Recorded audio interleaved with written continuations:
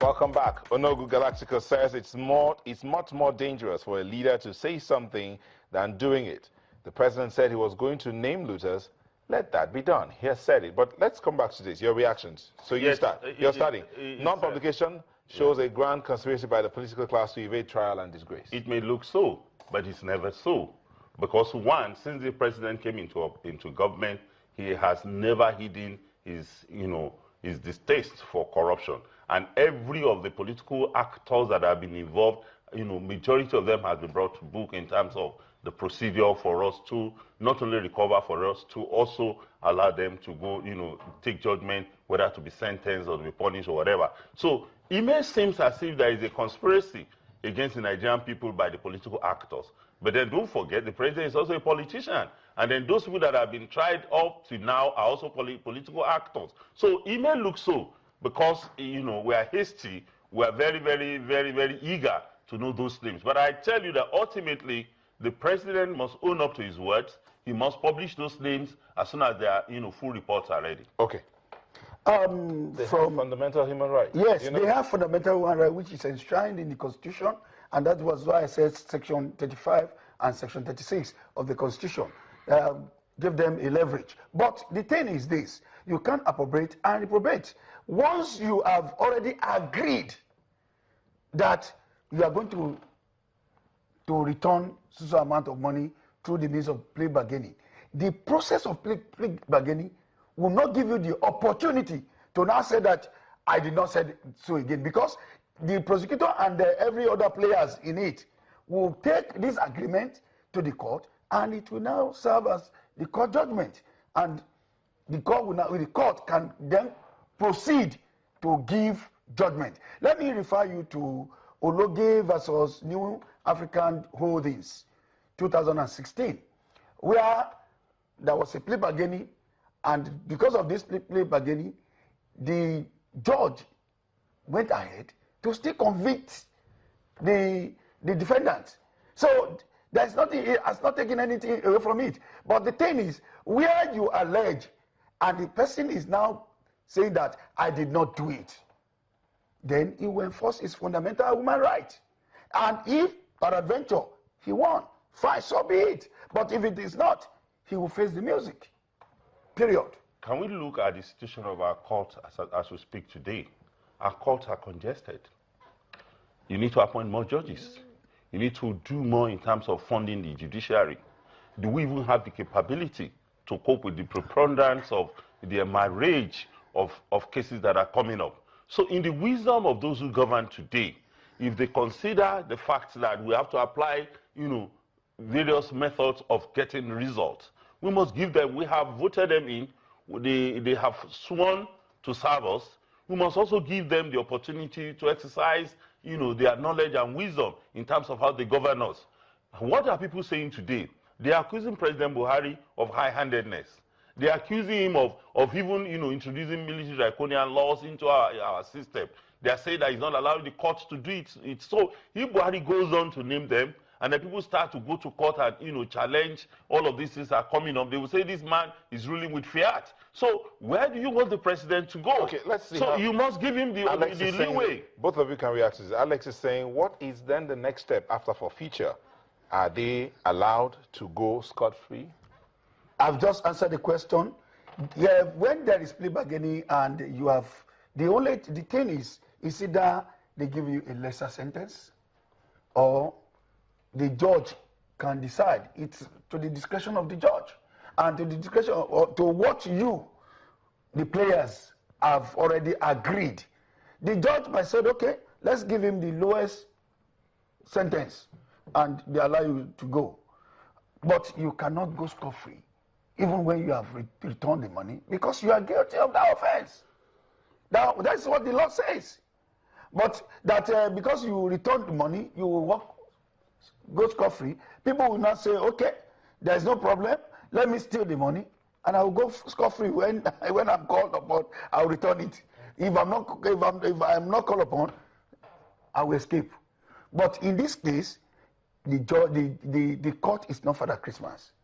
The court will do the needful to make sure that whoever is found wanting will face the music, and the music is not going to be too easy, just like that. I have no quarrel with what the law says.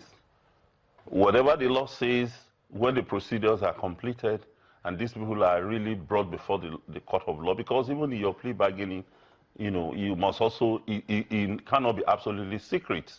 Once the names of the looters are published, and then they must now physically appear and do their whatever they want to do. If there are going to be lesser sentences, so be it by the court. But for me, I'm sure, and I say it in all its entirety, it's condemnable for anybody to loot, you know, nation's fund, and then nobody will say looters must go scot-free. And I'm sure it cannot be the intention of government that all of these looters should go scot-free because they have volunteered to, you know, to surrender all of these things. But maybe that's some of the reasons why the president is still very, very wary in terms of naming the looters, so that we can get more people to the net, so that more people can, because if you now go on and name them, and then they now know that they are exposed, more people who really want to voluntarily, you know, relinquish what they have stolen may decide not to, and then say, let's go to court. So if going to court is the matter, in the next 4 years we shall be in court. What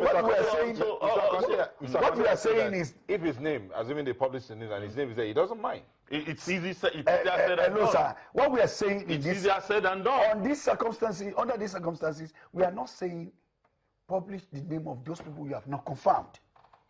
What we are saying is that all those money that they said that we were told, and they confirmed that some people have returned voluntarily, publish those names and let us have the amount that have been recovered so far. There's nothing bad about that. Somebody said, I stole, and he has given you back the money. What's stopping you from publishing it? It might not be that he stole. Somebody else might say, well, okay, so if this one confessed and then made the money, somebody said, and he still they gave me this amount of money, and I did not steal it, and it's for this purpose, and he returned it. Here's the second scenario. Second scenario, somebody said, I was given this money for performing so. Yes.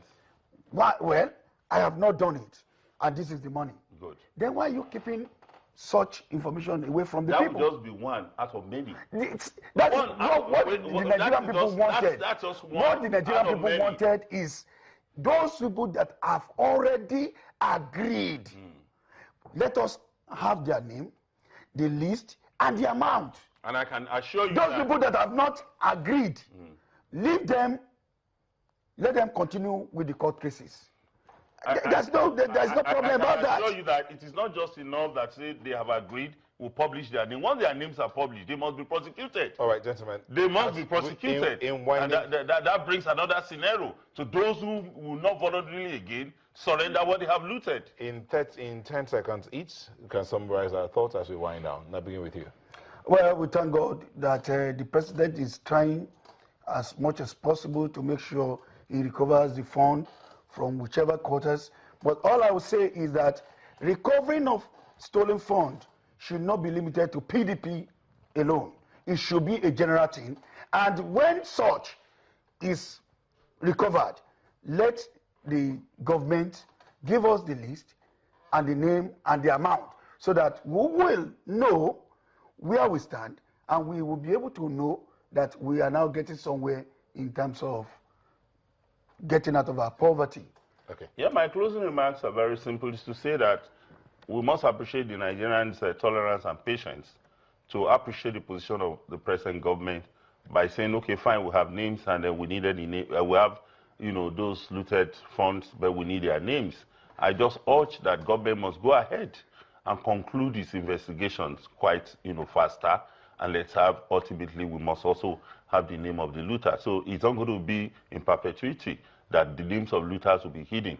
The government must quicken the pace of completing the process and then publish the names. And let's know the next step. Those who will be fully prosecuted must be prosecuted.